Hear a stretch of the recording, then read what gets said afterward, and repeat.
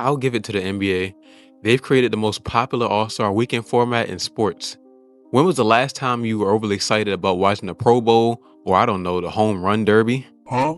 Yeah, exactly. But even with it being a prime example of a weekend-long sports event, is this really the best that All-Star Weekend has to offer, or could a few changes give new life to this event? The celebrity game is a great way to kick the weekend off with some goofy, relatable vibes as you find out if your favorite celeb has zero athletic ability or if they end up being the second coming of Kobe Bryant.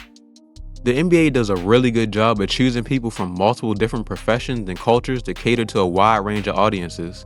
I am so glad Taco Fall was included in this game. It was refreshing to hear that he's still doing well, and the fans loved every second he was on the floor.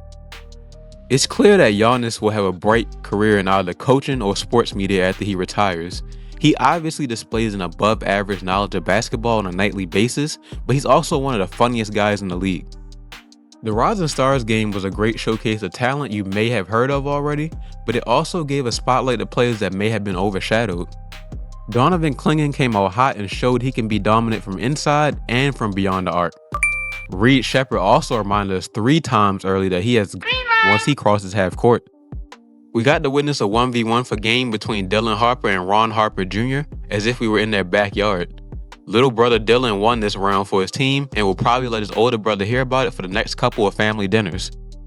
Game 2 was highly competitive with everyone on the court playing their hearts out, but VJ Edgecombe began to heat up with back-to-back threes and a smooth layup to extend the lead. On top of that, he hits the game winner to advance his team to the final game. Clingan picked up right where he left off and knocked down 2 more threes. I'm not sure why the defenders still don't respect his range, but whatever. This was another back and forth game, but VJ Edgecombe saved the day again.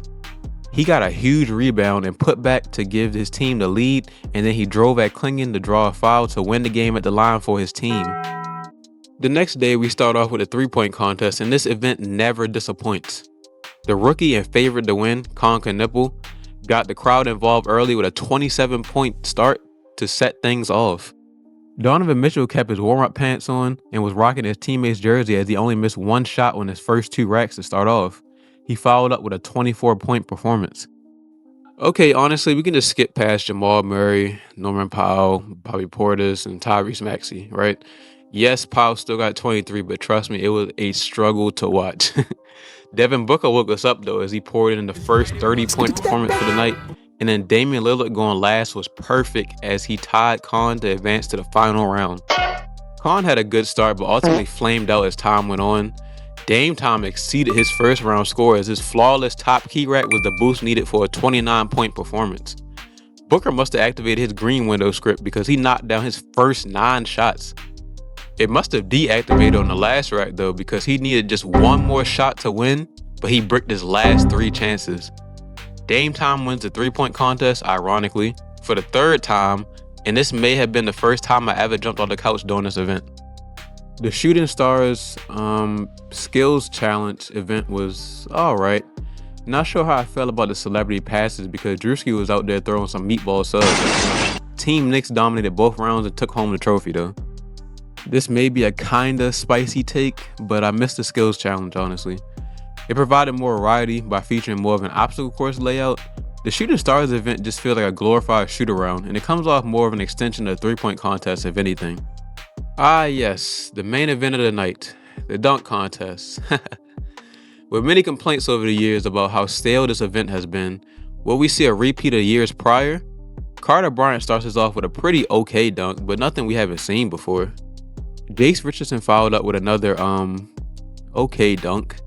Keyshawn Johnson relied on his aura to carry him as he danced and grew throughout his entire routine. He did jump over E40 with a hand behind his head, so that was pretty cool, I guess. Jackson Hayes deserved a 0. He should have just started over after he messed up his footing. His second dunk was better, but almost anything else would have been better than that first dunk. Okay, if Jace Richardson completes his first attempt on his second dunk, he might have swung the momentum. Bryant gave us a crazy windmill off the bounce and his head was clearly over the rim. Johnson completing the dunk he tried on his prior run on his first try earned him a well-deserved 49.6. Bryant followed up with a similar dunk, but it honestly looked a little bit better and earned him the first 50 of the night. Johnson's windmill from the near free throw line was nice, but Bryant stinking it up on his final run truly helped Johnson secure the dunk champion. Another possibly spicy take, but I think pro dunkers outside the NBA should be able to compete. Think of all the wild and creative ideas for dunks that they could pull off and the amount of positive exposure that a platform like this possesses. Finally, we have the All-Star Games that will separate the greatest players in today's NBA into 3 different teams.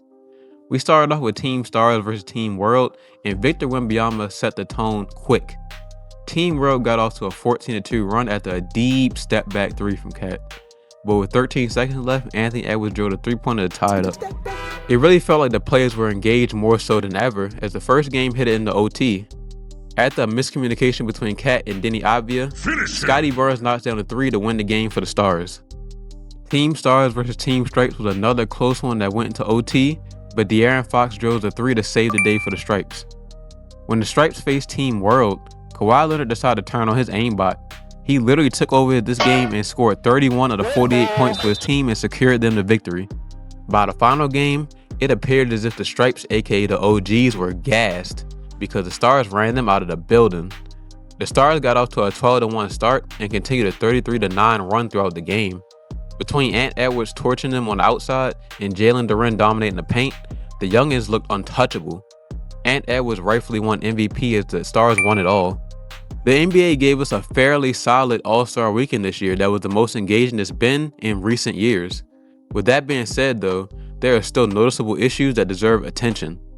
The cheapest ticket for the All-Star game was $700, and to remedy the lack of filled seats, flashing lights were used to simulate crowd engagement throughout the arena.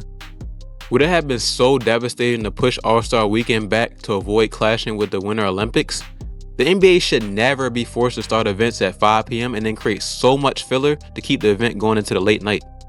Why is NBA League Pass still not the one and only streaming service you need to watch any and all NBA games?